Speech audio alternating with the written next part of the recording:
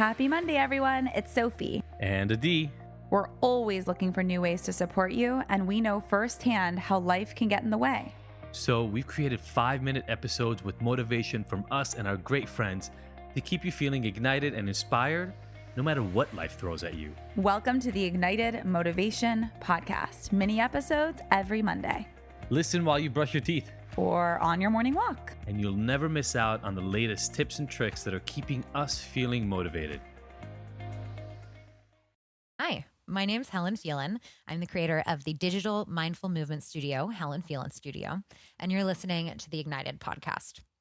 I'm an intuitive exercise expert and a certified Pilates instructor, integrative health coach, and a certified prenatal postpartum corrective exercise specialist. More important than all of that is that I'm also an eating disorder survivor, and my experience with recovery has given me a much more nuanced approach to fitness than your typical gym rat because I've been to the toxic side of things and back. I'm here to talk to you today about healthy motivation to exercise. Before I get too deep into that, though, I just want to clarify what I mean by intuitive exercise. Like intuitive eating, intuitive exercise factors your mental health into the equation of your overall health. The old school methodology and framing in the fitness world tends to be very no pain, no gain, intense discipline and restriction, and assumes that health looks the same on everybody, which it doesn't.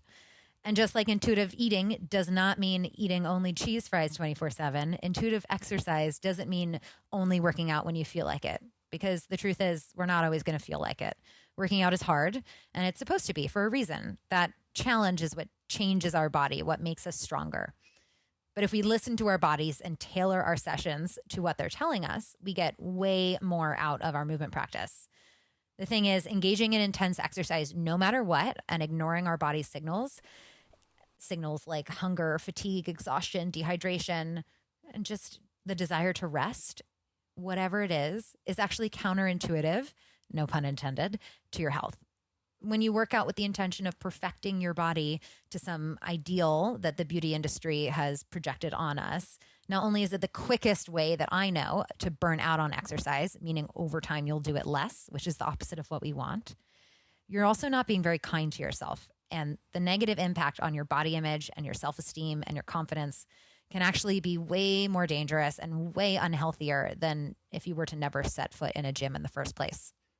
All right, so we want to talk about motivation. That's why I'm here. How do we balance taking care of our mental health with the knowledge that fitness is great for our bodies? The rise of the wellness industry in general has been really incredible, and it's normalized a lot of practices that were formerly considered more woo-woo, and that's wonderful. Objectively, more of us engaging in health and wellness practices is going to improve our overall health.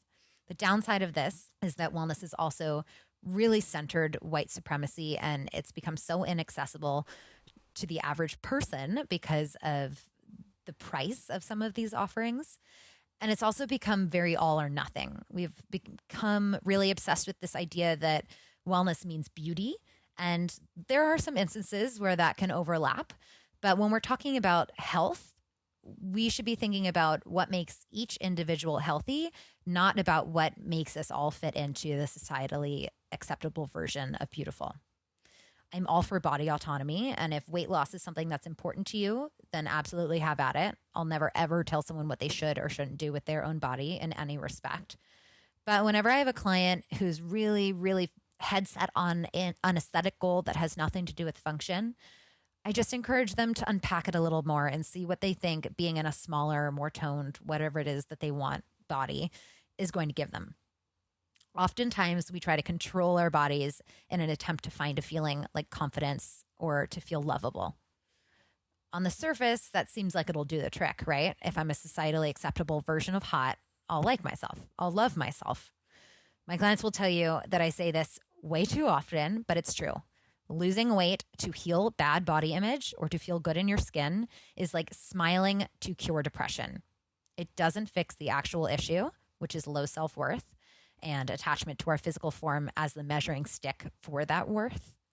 The thing is, speaking as someone who's been down that road and been to that goal weight and still hated myself, I can vouch from experience that it's never, ever going to be enough.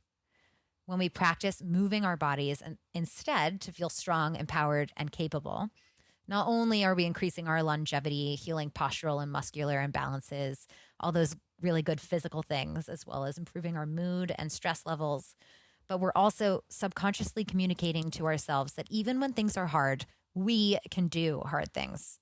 That might seem like a small, obvious thing, but it's really not.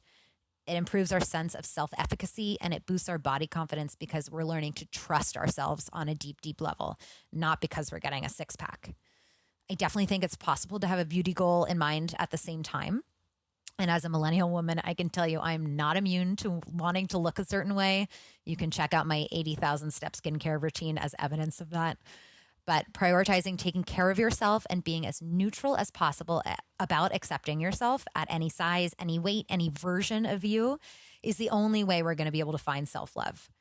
You don't have to be obsessed with your body every second of the day to do this. And that's precisely why I prefer body neutrality to body positivity, because it accounts for those moments when the bad thoughts come in. And the truth is there's no avoiding them. As a human being, we're going to have them. So let's just create a space where both things can be true at the same time. We can appreciate our bodies and we can have those very human self-doubting moments. What I ask from you when thinking about your motivation to move your body and to engage with fitness is that you consider what else exercise can do for you. More movement means better sleep, better sex, higher emotional resilience, being able to pick up all the grocery stores in one trip without having to go back to the car, being able to carry your child without debilitating back pain. And, of course, the fact that taking care of yourself well allows you to show up more fully for the loved ones in your life. You can't pour from an empty cup is a cliche for a reason.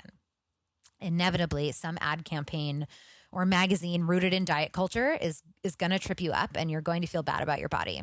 There are whole industries based on this. But if you make yourself a solid list of all the reasons movement is important and meaningful for you that don't have to do with your appearance, you'll always have a safe spot to land, even in those tougher spots. I recommend taking a few minutes to journal on some non-appearance reasons to exercise so that you have that on hand to refer back to. I also try to share these often on my Instagram if you need more daily reminders. It's definitely something we need to do over and over. And we also need to practice daily gratitude for our body as it is, not after the cleanse, after the detox, after the 90-day workout plan, whatever it is that you're doing in your wellness routine. I'm recording this at the end of November when thankfulness is at top of mind, but it's a practice that we really benefit from on a molecular level all the time. When we strengthen the neural pathways that appreciate our body, that are kind to ourselves, that are nice to ourselves, we appreciate our body's capabilities by speaking to ourselves kindly on a regular basis, we're retraining our brains. Speaking from experience and as a trainer, I know that this doesn't happen overnight and it's a difficult mindset shift to make, especially when so much of the wellness industry is still pushing diets and weight loss as the definition of health. Like any training program, this change is not going to happen the first time you do it, but with regular practice, it can make an insane difference in how we see ourselves and shift our desire to exercise from an external motivator to an intrinsic one, which is a fancy way of saying we'll feel naturally more motivated because the reason to feel motivation is coming from inside of us, not from an outside source. And we'll be way more likely to follow through way more often, which is the whole point. We all want to be that person who has it all together, has a love affair with exercise, never presses snooze. But that person doesn't actually exist. That person probably wants to press snooze just as much as you do. But the difference between someone who's working out because they're obsessed with changing their appearance so that someone else will find them beautiful, and someone who's working out because they enjoy the modality, they like how it makes them feel, and they're being kind to themselves, is that only one of those people is going to be able to sustain that practice. So ask yourself, next time you catch yourself beating yourself up in the mirror, which person do you want to be? I think the answer, if we're looking to find motivation that lasts over time, is we want to be the person who has a more holistic view of what a good reason to exercise is. Like I said, if you have an aesthetic goal in mind, you can keep that goal in mind, but I want you to flesh it out more so that it is fuller. It has more to do with it than just the surface level thing. You want to find something to hold on to that doesn't change with your appearance, so that you always have that to fall back on. Thank you so much for listening to me geek out about the purpose of movement and our motivation around it. You can find me on Instagram at Helen V. Phelan and my online Pilates and cardio studio, Helen Phelan Studio, which also offers prenatal postpartum classes for the mamas out there, is at tv.helenphelanstudio.com. I write a weekly newsletter and blog that you can access on my website, helenphelanstudio.com.